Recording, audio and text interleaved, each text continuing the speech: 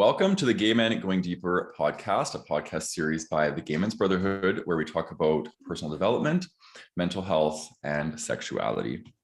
Your hosts are Michael DiIorio, Calan Breckon, and myself, Matt Landsiedel.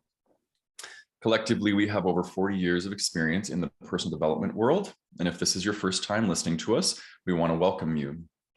We each have our own coaching practice, but in this podcast, we're always giving away all of our best stuff. Today, we are talking about suicide. It's going to be a heavier topic, and we are all feeling the heavier vibes. So we're looking forward to being able to dive into this and see what comes alive for each of us and you as the listener. So the 4 questions we're going to be talking about are: how have you been impacted by suicide? What are some of the stigmas around suicide? What is your advice to someone who is feeling suicidal? And as a community, how can we best support someone who is suicidal?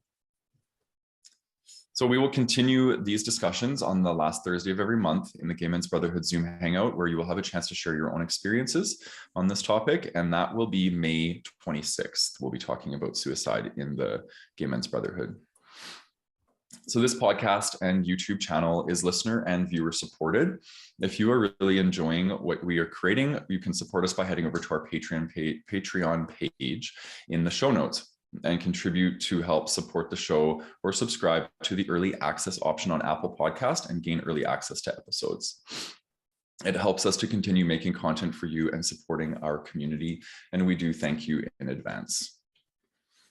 Also, the Gay Men Going Deeper membership doors are open, and inside we have our new course, Building Better Relationships. You'll get access to our course, Healing Your Shame, and over 35 other coaching videos, as well as access to the membership-only Facebook group. If you've been waiting to join in on more group Zooms and go deeper with your personal development, come and join us. You can head over to gaymengoingdeeper.com to register today. So before we jump into the episode, let's read a review from one of our listeners. So Gabe Zeza left a comment on the victimhood episode on YouTube, and he said, such a deep topic presented in such a meaningful way. Thank you so much, guys, for your work, for taking time to help people who need it with all of these issues. We very much appreciate your comment, and Gabe is always commenting on our stuff, so we are very appreciative of your consistent comments. Okay, so let's dive in. I want to start out by talking a bit about some stats, because I'm sure everybody knows what suicide is, where someone ends their life. And there are statistics that are really important to note when it comes to this, because as gay men, we fall into a high risk category. And I want to really emanate and show people where this happens. So first, I'll start out by just sharing some global statistics about suicide. So globally, 800,000 people die from suicide every year. That's twice the number from homicide. Suicide is one of the leading causes of death in young people. 1.4% of global deaths in 2017 were from suicide. In some countries, this share is as high as 5%. And I'm just jumping to a conclusion here, but I'm going to assume that was 2017. We've been through a pandemic since, and lots of isolation, lots of loneliness. So I'm going to suggest that those numbers are probably higher. Suicide rates are typically higher for older individuals, and which is interesting, because above I just read suicide is one of the leading causes of death in young people, right? But it's actually, if you look at the way the scale goes, the older you get, the more highly likely suicide is. But because there is more the leading cause of death in young people, there's a lot less things young people are dying from. So it is the leading cause for young people, but it's not as far as the global rate of people dying. The older you become, the more at risk you are for suicide. And globally, the suicide rate for men is twice as high as for women. In many countries, this ratio is even higher. So we'll switch over to some of more relational to LGBTQ. Suicide is the second leading cause of death among young people aged 10 to 24. And lesbian, gay, bisexual, transgender, queer, and questioning youth are at significantly increased risk. LGBTQ youth are more than 4 times as likely to attempt suicide than their peers. The Trevor Project estimates that more than 1.8 million LGBTQ youth, 13 to 24, seriously consider suicide each year in the US. At least one attempts suicide every 45 seconds. Whew. Yeah, that just gave me washing chills. That's very, very high. The Trevor's Project 2021 National Survey on LGBTQ Youth and Mental Health found that 42% of LGBTQ youth seriously considered attempting suicide in the past year, including more than half of transgender and non-binary youth. The Trevor Project's 2021 National Survey found that LGBTQ youth of color reported higher rates of attempting suicide than their white peers in the past year. Among that, nearly 35,000 LGBTQ youth surveyed, 12% of white youth attempted suicide, compared to 31% of Native and Indigenous youth, 21% of Black youth, 21% of multiracial youth, and 18% of Latin youth, and 12% Asian Pacific Islander youth. That's a lot. It's a lot to digest. So I just really want to honor, just that, the intensity of the information I just shared. Looking at some of the causes, like the Trevor Project is leading is more specifically in the US. That's a US-based support system for people that are struggling with mental health and suicide. And they've identified minority stress, the minority stress model probably being the number one contributor to this, and meaning that as minorities, and determining how many minority statuses you have, it really significantly increases your your relationship to suicide. Looking at some of the things that people within the minority groups face: rejection, lack of social support, and lack of affirming spaces for who they are, discrimination.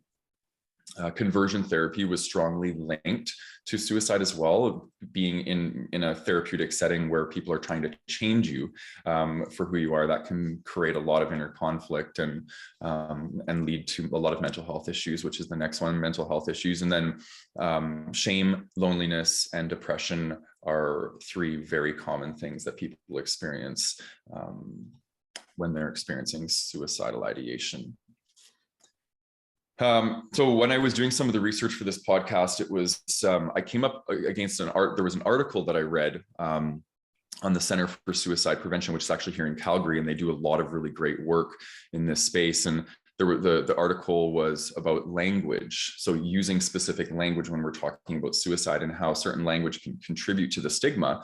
And I think that's a large part of this conversation that I want to have with you guys is around the stigma around mental health and suicide, and how we need to start talking about this more. But the language that tends to be used and favored in literature is actually not helpful, and it's promoting more stigma. So we want to look at taking out the positive and negative connotations about when talking about suicide, and use more neutral language. So I'll give you guys some examples. So a lot of times we hear the term commit suicide, right? And that was used for a very long time, and that has a criminal overtone around referring to times when it was actually illegal to commit suicide, and it was a crime to commit suicide. So they moved the language to completing suicide, and that has a positive connotation, as if something was completed. So we want to look at things like committing suicide, successful suicide, failed suicide attempt, and completed suicide. This is very common language that's been used in the literature around suicide, and some of the people who are leading the research now are wanting people to start replacing phrases such as completed or committed suicide with more neutral terms, such as death by suicide, died by suicide, suicide, just using the word suicide, and a non-fatal suicide attempt. So I know that's it takes time, obviously, for people to shift their language. Linguistics is something that happens over time, and it takes a lot of consciousness to be able to be mindful of the language we're using when talking about even something like this, like a heavier topic. So we'll just hold space for each other today, that if we get it wrong, that's okay. Our intentions are pure, and we mean well. So Um, yeah, I think those are kind of the main points I wanted to make. Just checking my notes here. Yeah, I will have a link to the article that I'm referring from in the show notes, and we'll make sure that we have all the links to everything that I'm suggesting today in the show notes. So let's jump into the first question. So how have you been impacted by suicide? Who do I feel called to? I'm going to turn it to Calan. I'm just going to acknowledge that this is a really heavy and hard topic. Almost so much so that like I'm shutting down right now. Like I can feel myself just like turning off because I'm like, I don't know how to engage with this without like getting too hyper emotional and all that. And I know when I meet those moments, my tendency is to kind of shut down the wall and just get very analytical. So I'm going to try not to do that. But so the first question is, how have you been affected or impacted by suicide? Well, I'll start off with that just a few weeks ago. Matt and Michael are well aware of this, but I heard somebody who died by suicide from my building. And it really shook me. I was I was I was in the living room having lunch, and it was like a normal day like anything else. And I saw that there was some like police out back, and I'm on the third floor of my building. And it's normal because we live in an area where there's a park and it's quite a homeless population. And so there usually is like police that do come in and out. But there was a couple more than normal. I'm like, oh, something must be going on. And then I'm like sitting and just watching like I watch like a half-hour show when I have my lunch, and then I go back to work, and I hear this bang, and I didn't think anything of it because it kind of sounded just like a wood plank. If like a wood plank, and we have like our garbage bins and everything's out back, and it's like, again, the homeless population's like constantly in them. There's a lot of garbage out there. You always see like beds and stuff like that. So like it wasn't an out of the normal, like out of the ordinary kind of a sound. And then when I got up to like put on my stuff away, there was like a lot more cop cars. And I was like, okay, that's not normal. And so I go out onto the balcony to see what's happening. And I look over to my right.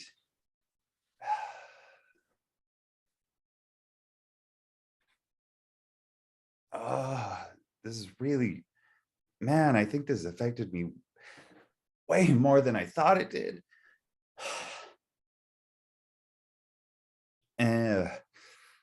And then there was this guy.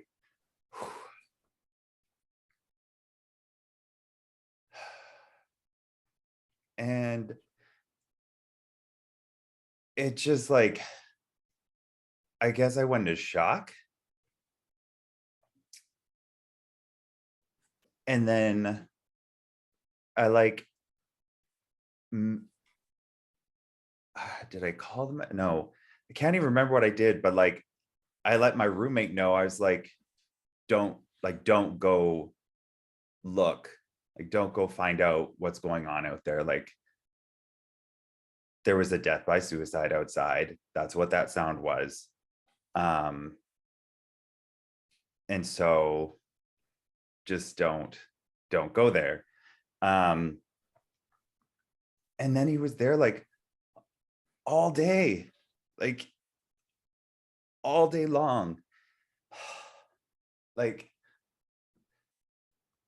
there was just police all day, and it was like, I would have thought that like it would have been quicker.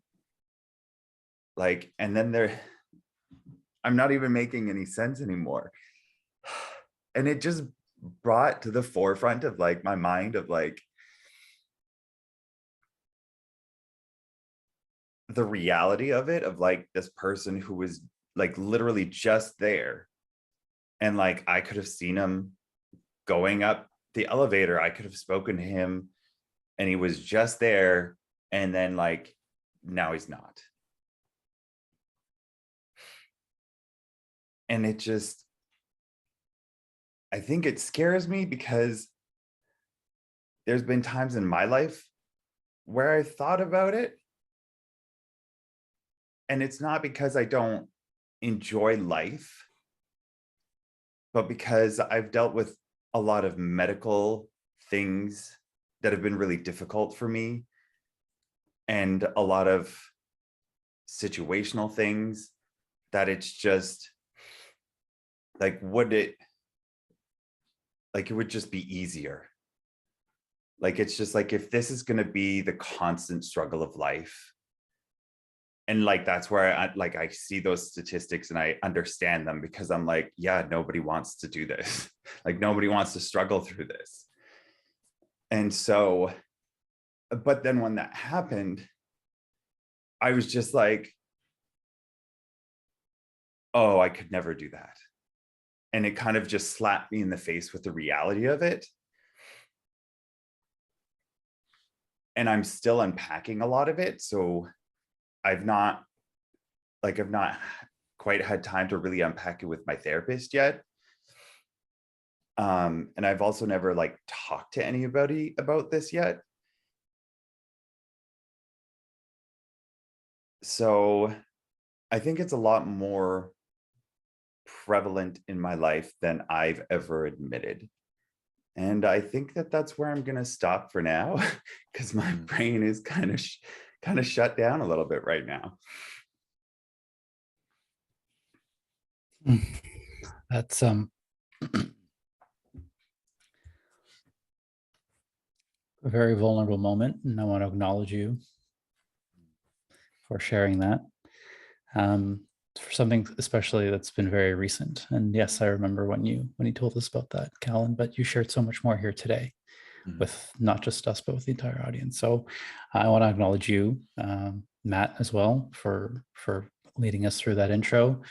Acknowledge the listener viewer for staying with us, being courageous enough to say, yeah, this is something that I want to stay and listen for.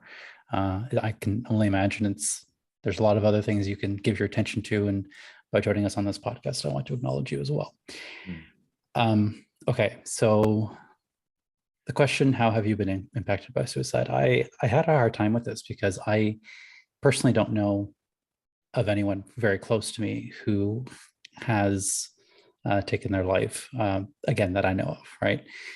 So I kind of struggled with this, and so I want to answer it in the only two ways that I can authentically, which is personally my own experience of suicidal ideation, and sort of within the community, within the work that we do. So there's two times in my life, and it was really, I didn't want to go back to this. As I was thinking about this, I'm like, I don't want to go back to that moment. Why? There's a resistance in me to go back there, but I think it's important, because I think if I was back there, like if I was in that moment, then there's someone in that moment right now, perhaps listen to this. So this is for you.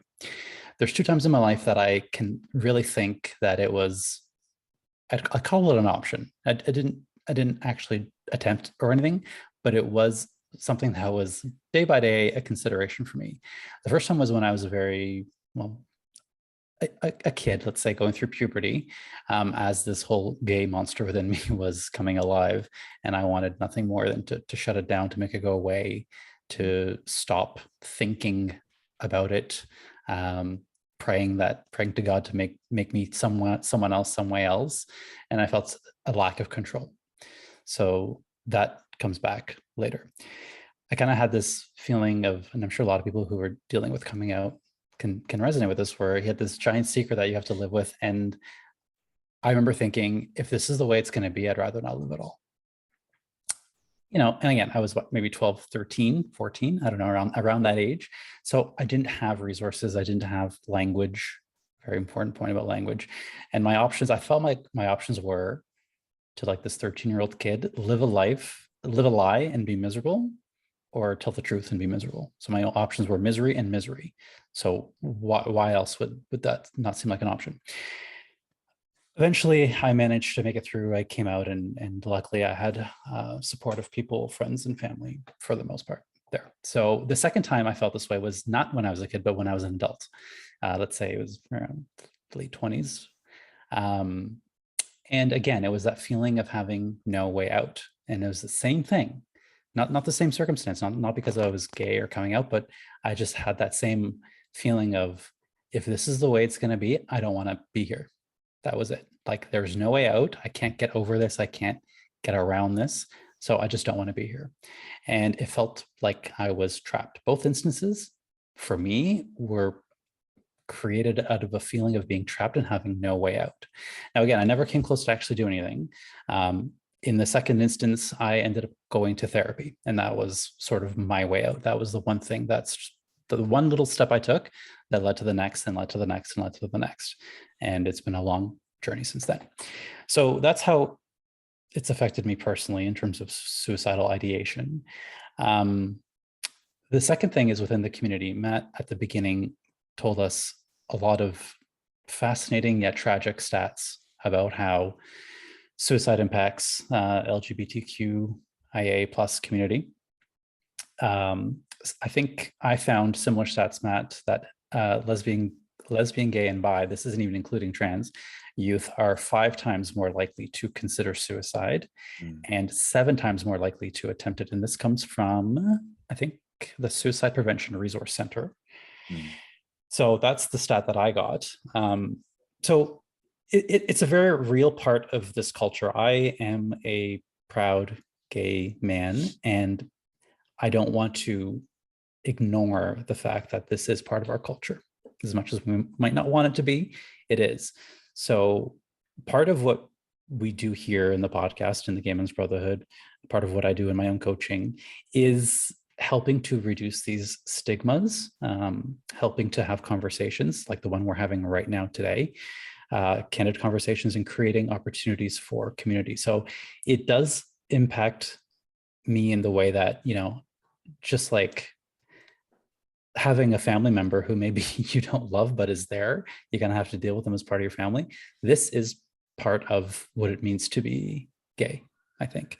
And it's just something that, you know, I have to remember day to day that not everyone is at that same level, and we're all having our struggles. And some people, a lot of people clearly don't have the same support, resources, tools, coping mechanisms, you know, all the things.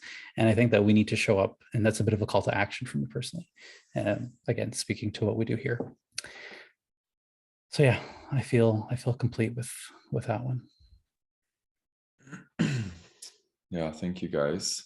I want to honor both of your vulnerability and willingness to, you know, Calan, for you to push through the avoidance. I get it. I totally get it. So just to witness you in your vulnerability was really a gift. And it was beautiful. So I want to honor the same energy that Calan had. I'm feeling like I don't want to go there. There's a lot of wounding in this spot for me. And I'm like, how much do I really want to unpack? Because I'm afraid that I'm going to open old floodgates, and I'm not sure what's behind those floodgates. So I just want to honor that. But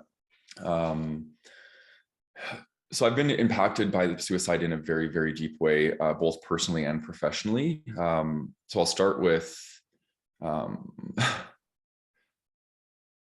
personally. I've had 4 people in my life who are really close to me who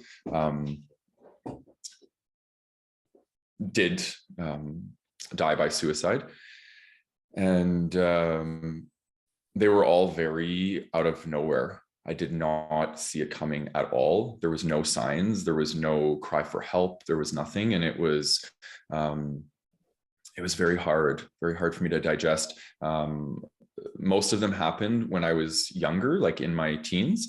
And then, 2 of them. And then the last 2 happened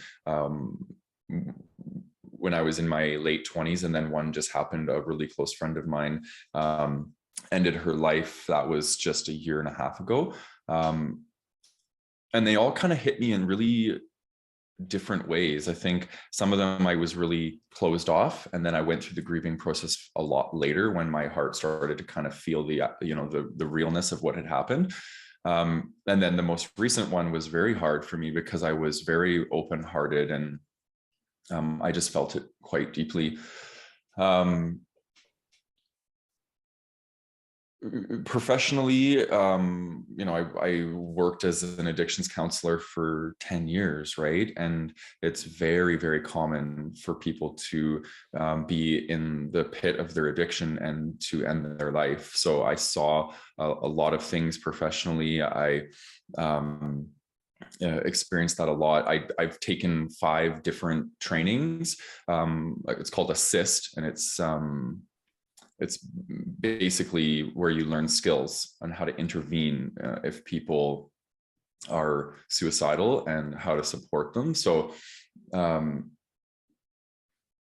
then, I'll talk a bit about some of my personal experiences with it for me, because this is something that I've struggled with too.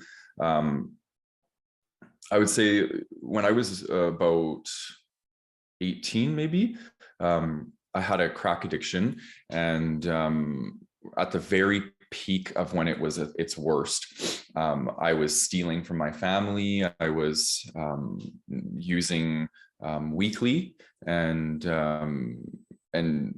I remember very specifically one night, after basically not sleeping for 2 days and like being on like a hardcore binge. I had stolen a whole bunch of money from my dad, and I was just really lost.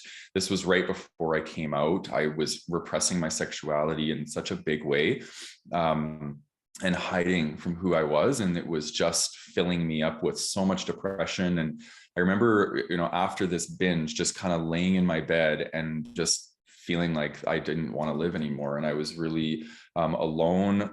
Nobody knew I was gay. I held this secret, well, basically since I was pretty much 5. The very first thought or feeling I had about being gay happened around 5. And I carried that for 13 years. And that is very, very heavy, a heavy burden to carry on our shoulders. And I know we all experience that, right? And I want to really honor how heavy of a burden that is. I think a lot of us just tough it out, and we're like, yeah, we did it, but it's heavy. It's very heavy to carry something so deep about who we are and have to hide that from the world, right? And for me, that led to having suicidal ideation, and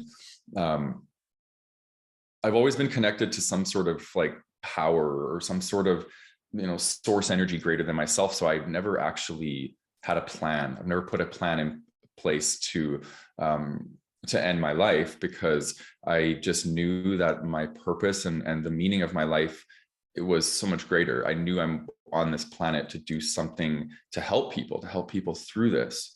And so that was one of them. And then recently, I had a very, very challenging time. I went through a really intense awakening period, and I've known you guys since this period. When this period happened, I was going through when I was living in Vancouver, and just a lot of deep conditioning being taken out of me. And I was very depressed. I was insomniac. I wasn't sleeping. I was in a relationship that was challenging every aspect of who I was, and I had a neck injury that was creating a significant amount of pain for me. And I remember being in Vancouver and having those thoughts repeatedly coming up, like, is this how I want to live? Like, this is not ending. I'm in chronic pain. I'm suffering emotionally. Like, life doesn't feel enjoyable right now. When is this going to end? And it went on for a year. And I was like, it almost felt like I dissociated, because I'm like, it was just so much pain.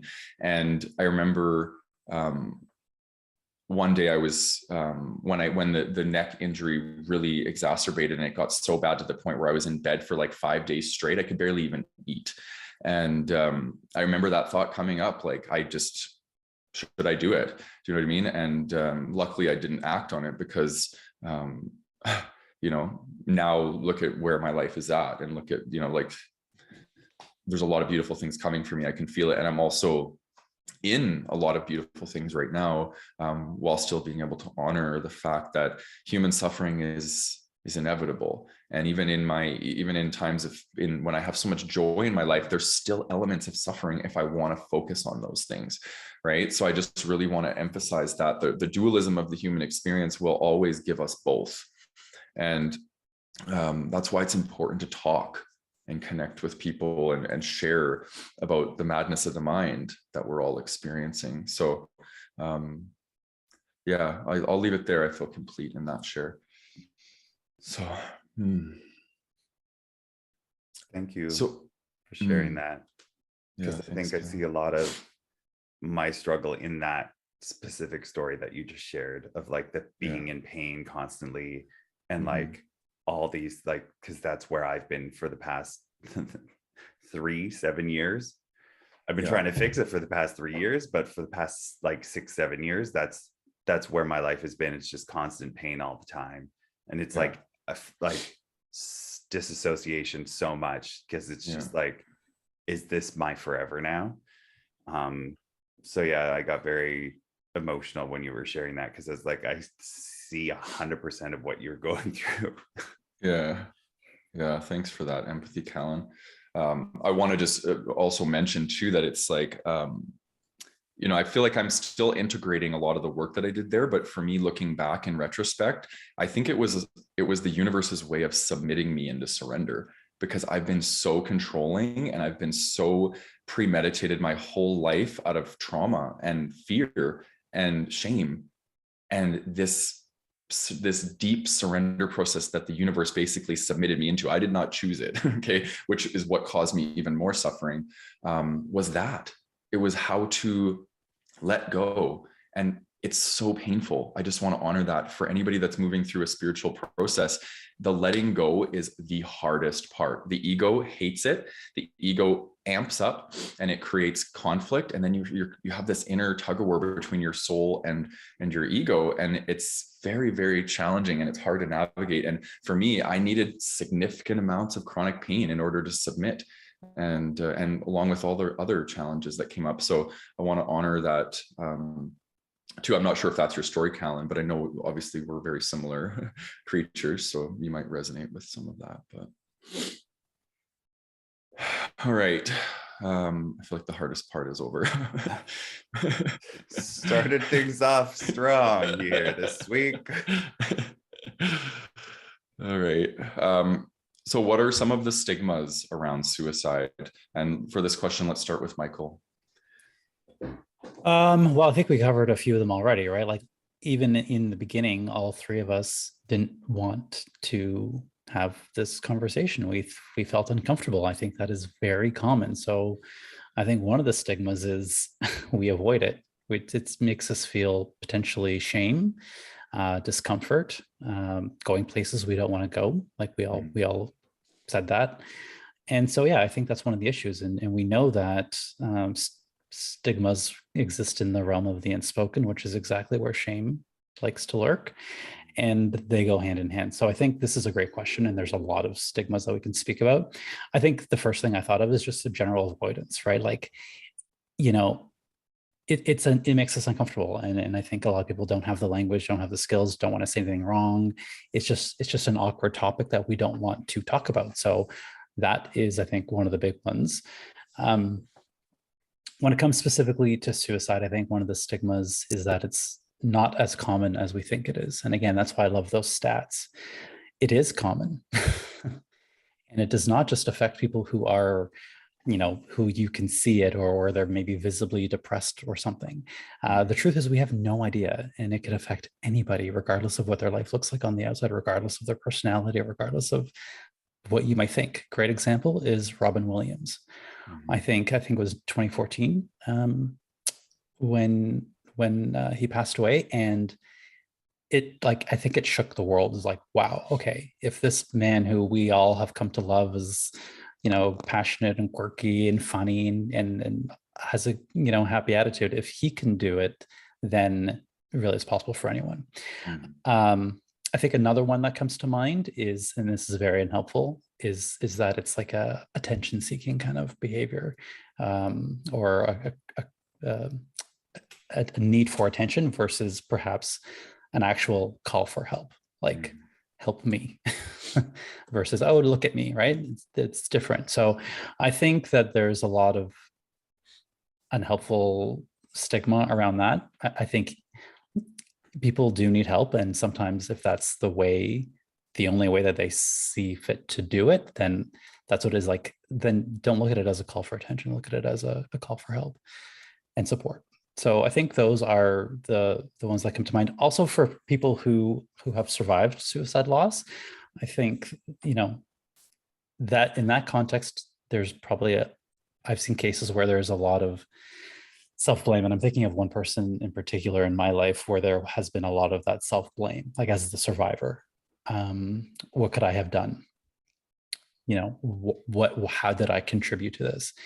And worse is, are other people thinking that of me, right? So there's the self-blame that we give ourselves, and then there's this perception that other people are blaming me as well, and that just creates guilt and shame. So I think, again, very heavy topics, guilt and shame, they go hand in hand with this. But yeah, I think this is a great question, and I'm happy that we're talking about it, because if anything, if this podcast does any one thing at all, I hope that it reduces the stigma even just 1%.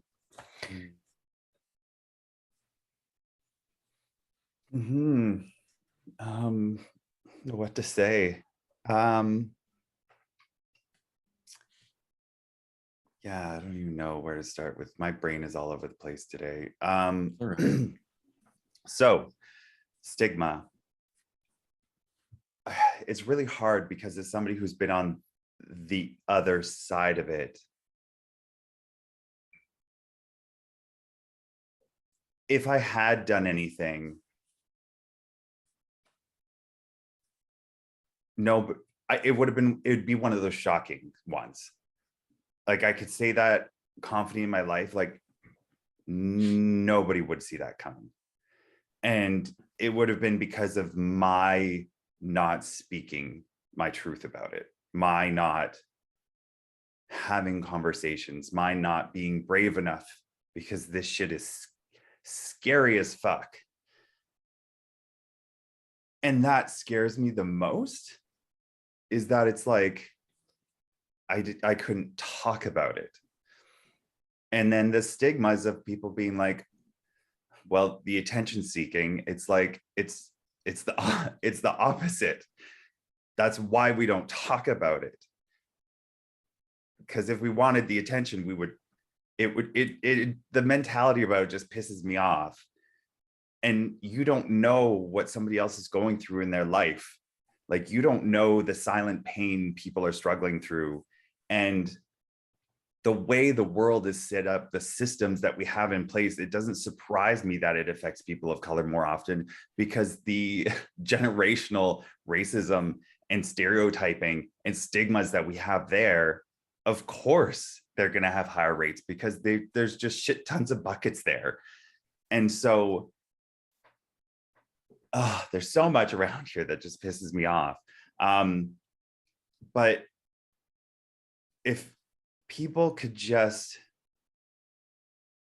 and I think this comes down to like an empathy deficit in our world, and a compassion deficit in our world, of like, when somebody talks about it or brings it up, or people slough it off as being like attention seeking,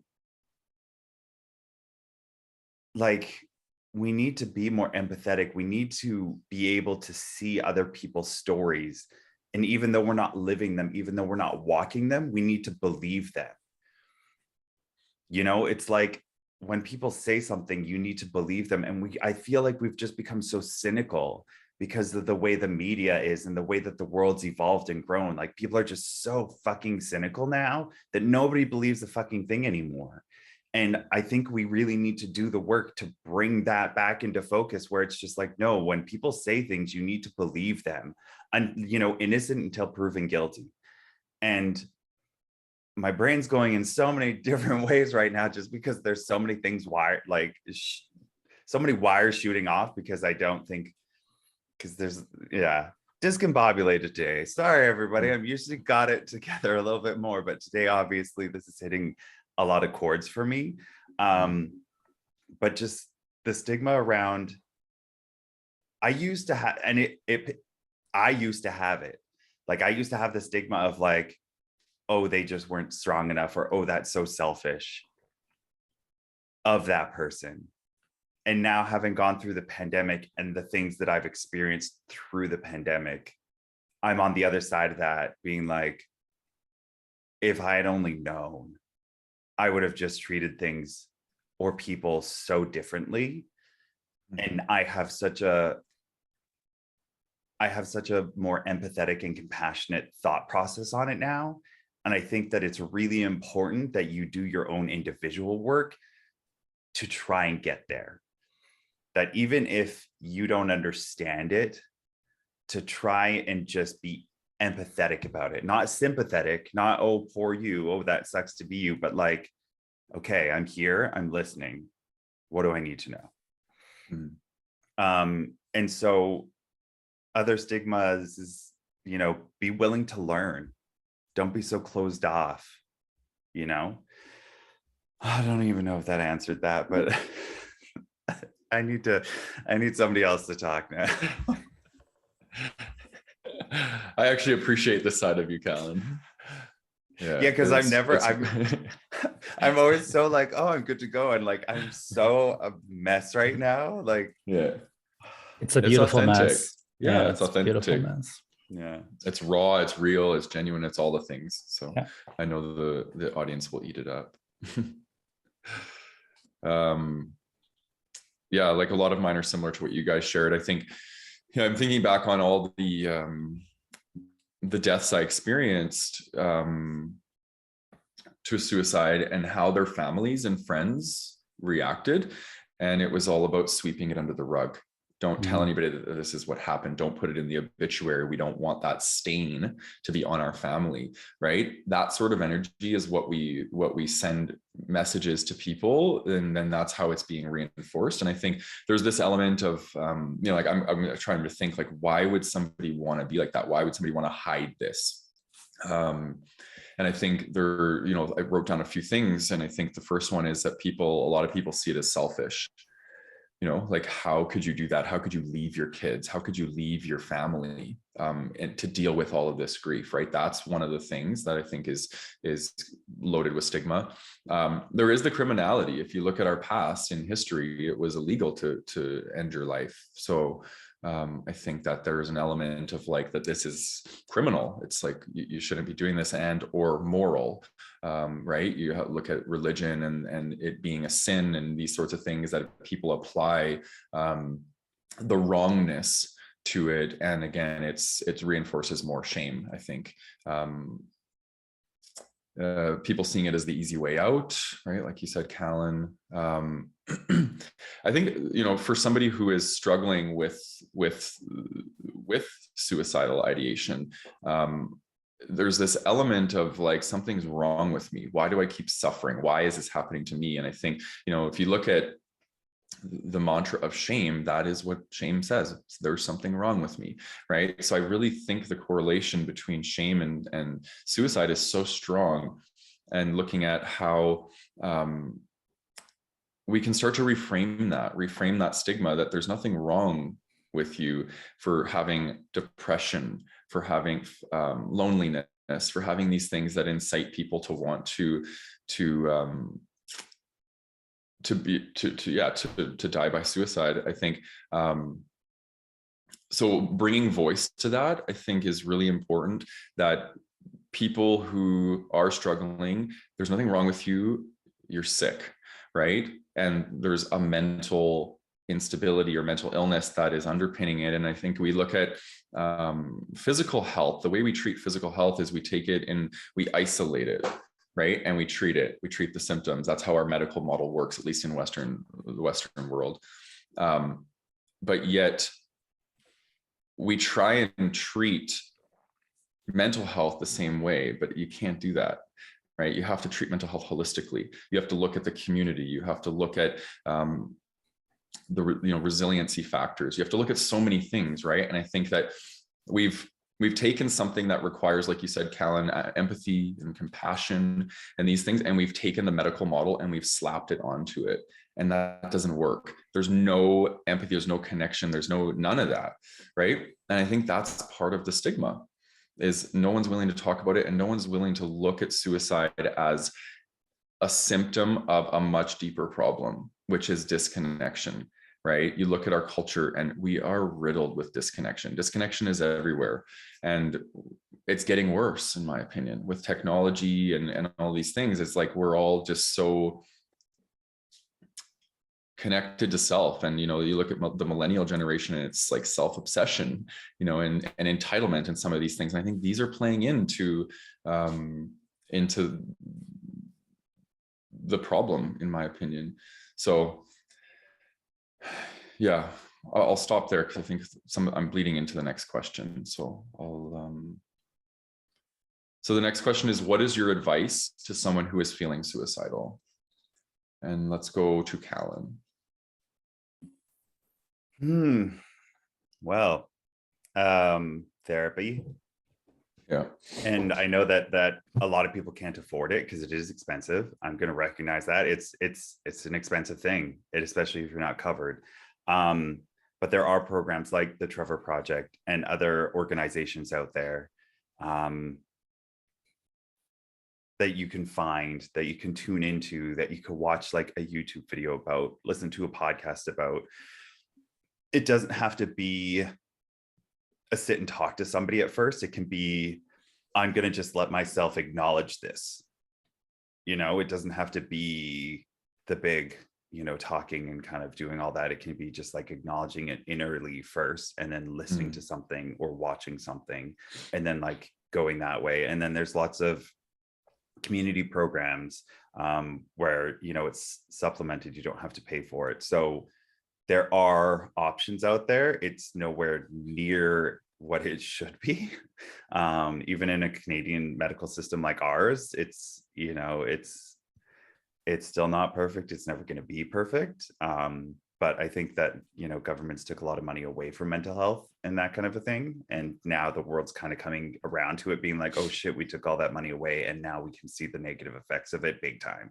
And so now I think there's going to be a new wave of switching all that, which, we've been kind of seeing. My advice is talk about it. Don't just let it simmer under the surface, because you'll, explode like I did today on the podcast, or worse. And that's why we're doing this episode. We don't want it to get there. So find anybody that is that compassionate, empathetic person, that truly empathetic person. And it's going to be scary, but just say something. Saying something's better than saying nothing. Yeah, that's all I can say. And knowing that because you're here, you are worthy. And I know that that's roll your eyes, but like the fact that you are here means that you're worthy of getting that help. You're worthy of talking to somebody. You're worthy of, all of that kind of stuff, as difficult as it can be. So that would be my kind of like advice for that. What about you, Michael? Yeah, I echo all of that. I think that's great advice. I want to highlight and underline it. You are worthy. Period. No negotiation on that. I want to answer this kind of as if I'm speaking to myself. From, in the beginning, I talked about those 2 times that I felt the suicidal ideation. And I'm thinking back. I think I'm really happy we did this because it kind of forced me to look back. And like I said, I didn't really want to, but there were the commonalities, and you guys both mentioned them as well. The thought, there's no way out, is a very heavy, debilitating belief to have. Sorry, I'm not just going to say thought. I believe that to be true both times. There is no way out. You guys talked about chronic pain. For me, it wasn't chronic pain, but either way, some semblance of the thought or belief there's no way out, that compelled me. Then the other one was, this is going to be the rest of my life. This is how it's going to be for the rest of my life. Again, debilitating, hopeless. Mhm. The other one was being alone, isolated, alone, didn't have people. Sorry, I shouldn't say I didn't have people. I did. I did not have the courage at the moment to speak to, or maybe I didn't even have the language. I'm not sure what it was, but I just didn't. I felt alone. I was not actually alone. I felt alone. In the moment, I believed to be alone. Looking back, I could see that I wasn't actually alone. Even if your person is, and this is really important, and Matt mentioned it earlier, is a deeper knowing within you, right? That counts. Don't discount that. It doesn't have to be a physical person in your life. It could just be a deeper knowing within you, something within you, a little whisper that sounds like, no, that's not the right way to go, honey. And then the other one was, no one can help. I'm on this on my own. Nobody can help me. So to that end, my advice would be, this won't last forever. Nothing lasts forever, let's be honest. You are not alone. Might feel like you're alone, but you're not alone. There is a way out. Absolutely. There are pathways and alternatives. And there are people out there who are willing and capable of helping you here, now, and today. So we are going to put a lot of these organizations, Trevor Project is one we've all mentioned, but there's so many more than that. That's a great one, but there are many, many more as well. They can help, as well as other people in your life, maybe, that you might not consider are there for you, but maybe they are.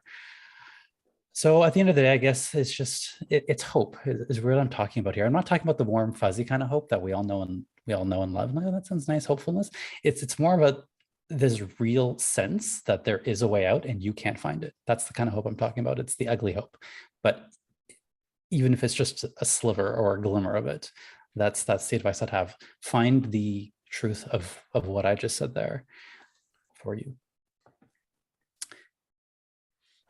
How about you, Matt? Mm.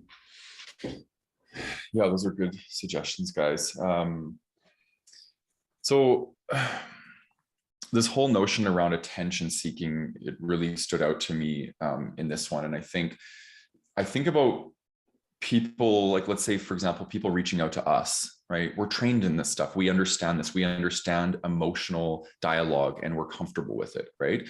But 9 times out of 10, when somebody's reaching out and attention seeking, which in my opinion, is just connection seeking, we might be reaching out to people in a way that is off-putting and scary for other people to be able to be with, right? And if somebody is feeling suicidal and they want to reach out, the best bet is to reach out from that place of connection and request what you need, right? Because we see this sometimes in the brotherhood where people come in and they dump a lot of stuff and they've made statements, some people, about wanting to end their life and this and that. And a lot of people don't know how to receive that. They don't know how to support because it's so uncomfortable for them. So we need to break the stigma, for sure. That's part of it. So people are more comfortable to talk about it.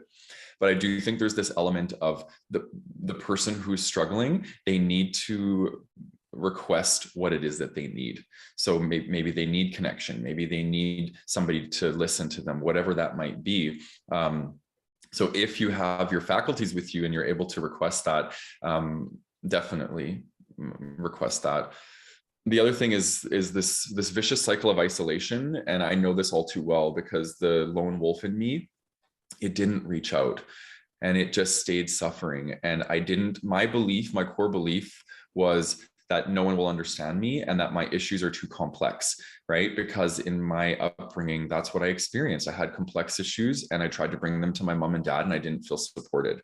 So this is a really core wound for me. So I have this belief that no matter who I tell, they're just not going to get it. So I might as well just keep it in, right? And that leads to more and more depression, more and more suffering. So again, reaching out for professional support can be really helpful there because these people are literally trained to be able to understand the complexities of who you are. And I think that's important. We live in a culture that is adverse to suffering, pain, and we are instantly gratified for pleasure. Right. So the tolerance for suffering I'm seeing is getting smaller and smaller and smaller. And suffering is part of life. It is one of the most powerful teachers and transmuters of consciousness, right? Our suffering is what usually teaches us. Our suffering is what we use as a vehicle to shed what no longer serves us. So I really think that there's this element of embracing suffering. And I know that might sound really hard for somebody who's struggling with suicidal ideation to just embrace that. But it's amazing what happens when we move towards our suffering and with curiosity rather than judgment, and we judge all the suffering we're going through. I think the curiosity is enough to allow us to understand why we might be suffering and looking for the meaning in our suffering. And I think for me, that's been the biggest game changer in learning how to suffer, is applying meaning to it. What is this trying to teach me? And that's been really, really powerful for me. And I think through that, turning towards my suffering is where I also learned how to feel my emotions. And what I noticed with people that are struggling with suicidal ideation is there's such a strong intensity of emotion that they just can't control it. And they feel the only way out is to just end it. But what I want to say is, for people who struggle with avoidance in their life, avoidance of emotion, whether that's repression, dissociation, these types of trauma responses, when you first start plugging yourself back online, your emotions will flood you. They will come fast and furious, and they will feel really intense, right? And I want to just say that that passes. That period, I call it the space in between, it passes, and you always will come to the other side, and you will learn how to be better at feeling your emotions. So I just, and that's my journey. That's my journey. That's why I'm sharing that, because I was adverse to suffering. I pushed it away. I pushed my emotions away for most of my life. And now I'm relearning how to do all this. And learning how to be with my emotions has been such a game changer. And the more and more I do it, the more and more, the better I get at it. So, and then my last thing is, Michael said it already, just in different words, is this too shall pass. Remind yourself of that mantra, because everything always passes. Right? And you don't want to make rash decisions, because if I would have made a rash decision when I did, look at all that I would have missed out on, right? I would have missed out on all the beautiful connections that I'm having now. And so everything always gets better if you just give it time and you work the work, you do the work, right? So that's what I wanted to share. All right, last question. So the three of us know all too well the power of community, and we had to learn it the hard way. But now we're indulging in community, and we're allowing community to transform us. And I'm curious for you guys, what would be your advice to people, as a community? How can we best support somebody who is suicidal? Let's go with Calan. Well, I mean, this is running off the assumption that because a lot of the times you're just not going to know. Yeah. Especially if they're the ones who comes as shockers, like the Robin Williams of the world. If you don't know, you can't do anything. And with that comes that kind of like the survivor's guilt, or the I should have known, or I should have done something better. If they haven't told you, you shouldn't know shit. So get that out of your head. If they want you to know, you will. If they don't want you to know, you won't. But as a community, the best thing we can do is just be here and be compassionate and start fucking caring, and not, I'm really going to shit talk the gay community right now. We can be such fucking assholes and so cold and so bitchy and so cunty, because we've all been hurt and we've all gone through that shit. And I'm sick and tired of it, which is why we, have the Gay Men's Brotherhood and the Gay Men Going Deeper podcast, because we need to start talking about it. Because the only way we're going to move through it and get over it and stop that kind of like childish behavior is if we actually talk about it. And so when you know about a community, when you know somebody can use a community like that, point them in that direction. Stop being embarrassed about the fact that you like to work on yourself. Stop being embarrassed about the fact that like you get support by other people. Stop being embarrassed about the fact that you go to therapy and you don't tell anybody because you don't want to be ashamed of it. The other people need to fucking know, so that we can normalize it, so that we can start getting better together collectively. You know, it's great that we're doing it by ourselves, but we also need to share that with other people so that it's normalized. So people know, oh, if they're doing it, I can go through it too. So that's one thing. And start supporting the community initiatives and the things that we want to see, you know, volunteer, donate clothes, the simple little things, just letting people know. You know, we have inside the Gay Men's Brotherhood Facebook group, we have inside of our guides, there's 2 PDFs of like, we have American and Canadian kind of outreach programs, just having that information available. Because at the end of the day, we can only support somebody as much as they want to be supported. So if you're listening to this and that's you, we can only support you to the degree that you want to be supported, you know? So it's kind of up to you. And that sounds maybe a bit harsh, but like, it's your life. It's your fucking job. Like it's nobody else's job to come along and do it all for you. So, and that doesn't take a lot. It literally can just be one word, like just one glimpse, like one little help, but it needs to make but that help needs to go to the right person, you know, which means going to the Trevor Project and reaching out to their helpline, people who are trained, not just a random person, and then be like, oh, see, nobody helps me. No, because they're not equipped to help you. It needs to be people who are in those situations who are ready to help you and open and capable of helping you. So when you do reach out, make sure you're reaching out in the right direction, because if you are met with that resistance, it's because you're reaching out in the wrong direction. So yeah, as a community, that's what, you know, I got a little bit brutal there, but like, grow up. Grow up, man. Do the work. Go to therapy. Tell your friends you go to therapy. Tell your friends they need to get therapy, and not in a catty cunty way, but like hey, we've had a couple hard conversations, and I think it'd be really healthy, and I think it'd be really great for you to just maybe check out therapy, you know? And I did that episode with Jake Myers, who runs, you know, LGBTQ therapy space. And it's specifically targeted and directed to LGBTQ people, and it's ran by LGBTQ people. So it's like, it's out there. That's my 2 cents. Love it.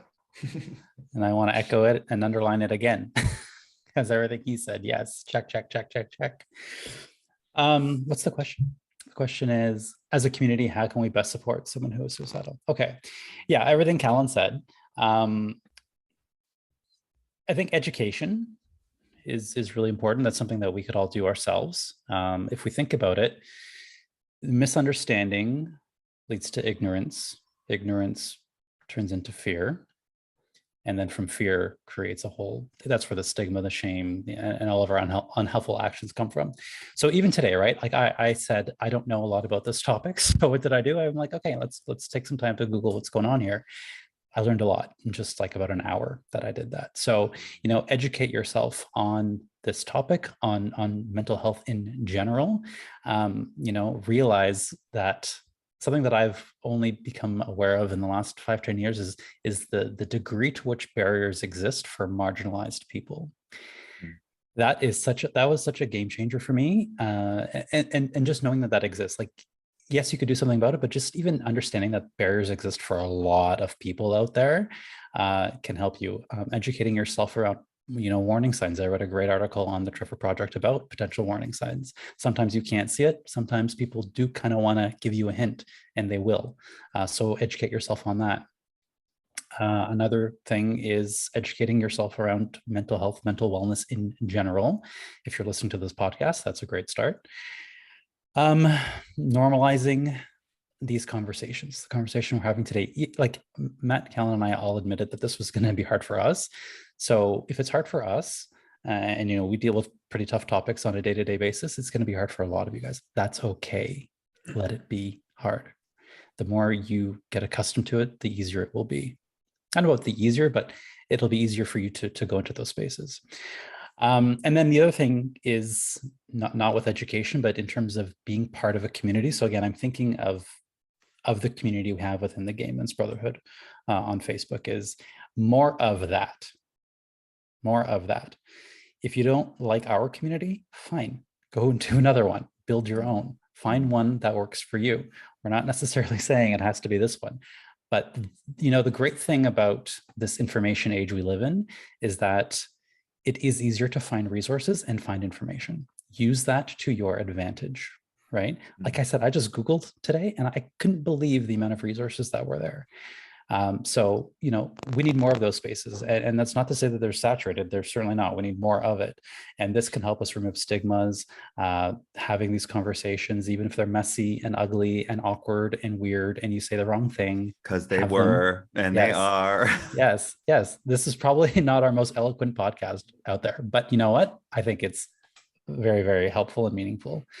So yeah, you know, when it comes to creating that environment, do so and let it be messy. It doesn't have to be perfect. We learn and we heal in community. So go out there, everything Calan said, you know, interacting with people, find role models out there who can help you, people who maybe have been in your shoes one way or another and have lived to tell the tale, learn from them as well. And increase your exposure to this stuff. It's uncomfortable, like I was saying, even as I was Googling, but as I increased my exposure, it educated me in my own way. All right, I'm gonna leave it there. Thanks, guys. Lots of good stuff there, and they overlap for sure on mine. So I'll try and take a different spin on some of them. Okay, so normalize the struggle of being human. You know, we live in a generational era where everybody's putting their best foot forward on Instagram and Facebook and showing the world how wonderful their life is. And the power of vulnerability is huge in this, in supporting people in community, right? When somebody's really struggling and you notice that they're struggling, sometimes it's the most beautiful thing we can say to one another is, I understand your pain. I understand what you're going through, and maybe share a little bit of a story of a time in your life when you struggled, right? So I'm going to assume that somebody who's struggling, if they're listening to this, they probably feel better by hearing our stories, that we've been there and we're constantly still going through suffering, right? Human suffering, it will never end.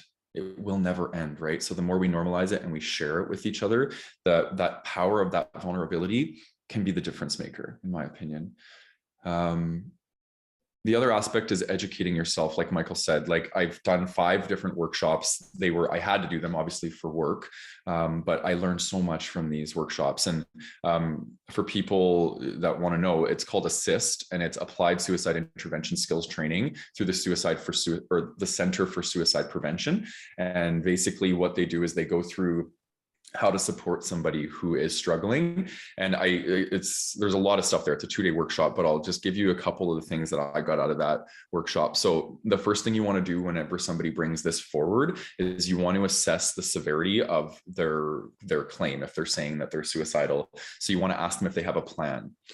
Do you have a plan in place, right? And if they say yes, then you want to probably notify authorities, and you want to make sure that this is being taken very seriously. And for somebody who, the next thing is to basically, once you find out what's going on with them, and always leading with curiosity. You can't go wrong with curiosity. You don't need to be a trained professional to listen and to be curious about somebody's life, because oftentimes when somebody's struggling with suicidal ideation is they're feeling unheard, unseen, disconnected, lonely, shameful, fearful. And these are the things that just simply being there and listening can be so therapeutic for somebody. So, and then, throughout the course of connecting with them, asking them questions about their relationships, about what brings them meaning and joy in their life, and starting to kind of really, you call it motivational interviewing from a therapeutic context, but really it's just getting somebody to see something through a lens that maybe they're not in the moment because they're really struggling, right? So pointing out, what brings you meaning, what brings you joy? Do you have children? Do you have a wife? Do you have kids? Like all these sorts of things, just really kind of asking people what's going on can be really, really powerful.